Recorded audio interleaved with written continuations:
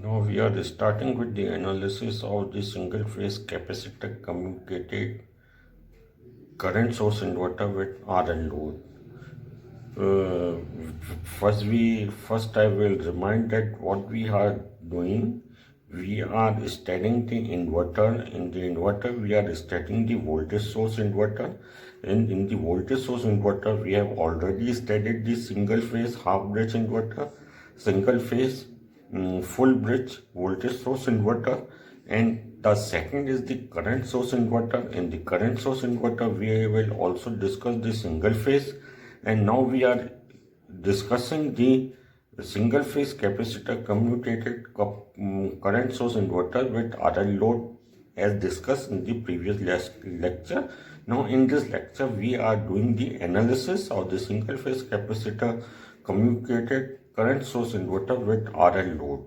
Now this is the circuit diagram, and second figure is the equivalent circuit of the first figure. Now from 0 to t is 0 is less than t is less than t by 2. Equivalent circuit for this current source inverter of figure A and figure C is shown in the figure.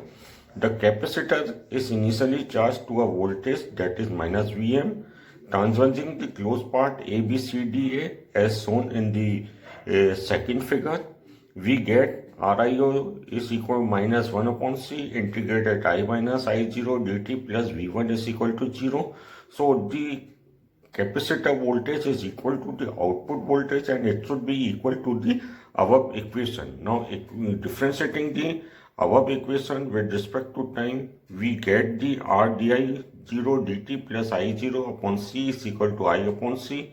That is I0 is the load current, or Rp plus 1 upon C bracket close I0 is equal to I upon C. What is P? P is the constant. So the complementary function of the solution is obtained from the force field equation, and the equation that come out to be ICP is equal to A exponential minus T upon RC. So for the particular integral, put P equal to 0 in equation second. So we will get the output current will equal to the total current, that is I0 is equal to I. Thus the complete solution for the load current from equation second is obtained is I plus A exponential minus T upon RC.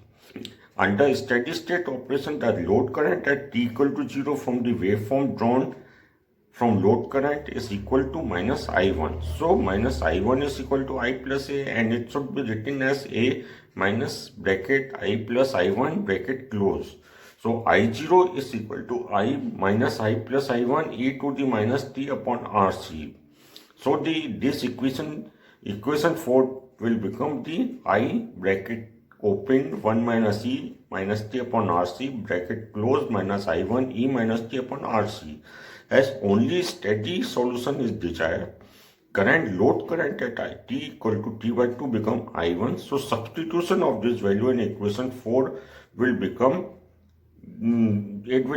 the equation 5, that is I1 is equal to I 1 minus E minus T upon 2 RC and 1 plus E minus T upon RC.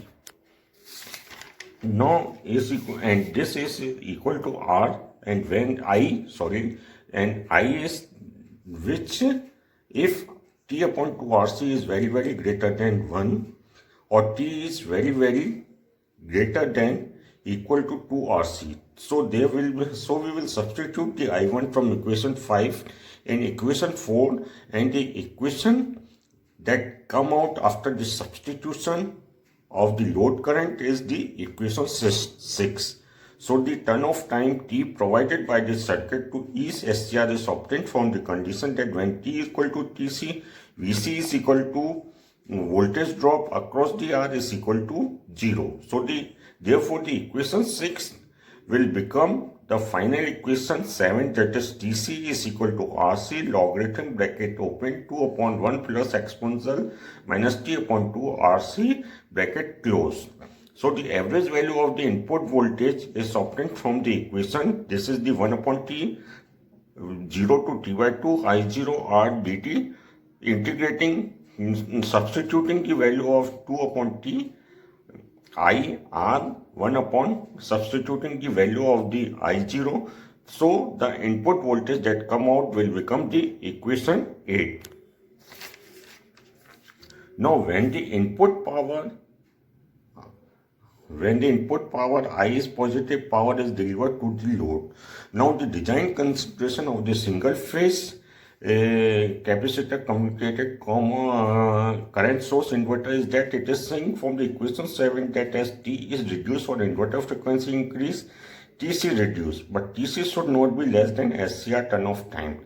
This means that there is a upper limit to the inverter frequency beyond which inverter SCR will fail to commutate.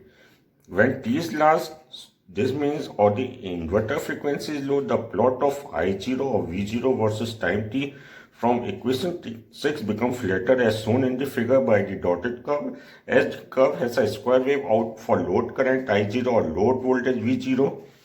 Now, when T is small or inverter frequency high, waveform of the V0 or I0 is shown by full line curve in the above figure.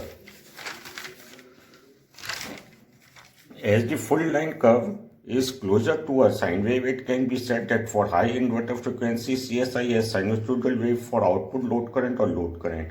Square wave output. It has been found that for obtaining the square wave of the load current, it should be 3 upon 2 RC is greater than 5.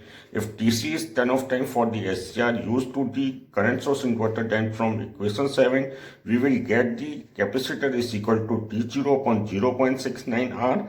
And for T upon 2 RC is equal to 5, or for T is equal to 10 RC, the maximum frequency is equal to 1 upon 10 RC. Now substituting the value of C from equation 9 to equation 10, so the maximum frequency will become the 0.069 upon T2. This is the design consideration for the square waveform for the single phase capacitor commutated current source inverter. A sinusoidal wave output for sinusoidal wave for load current frequency domain analysis shows that the capacitor reactance XC at 3 times the minimum frequency should be less than R upon 2 I0. So XC at 3F minimum is less than R upon 2. And the design consideration for the sinusoidal waveform for the single phase capacitor communicated current source inverter will come out C is very greater than equal to 0.106 upon R into F minimum.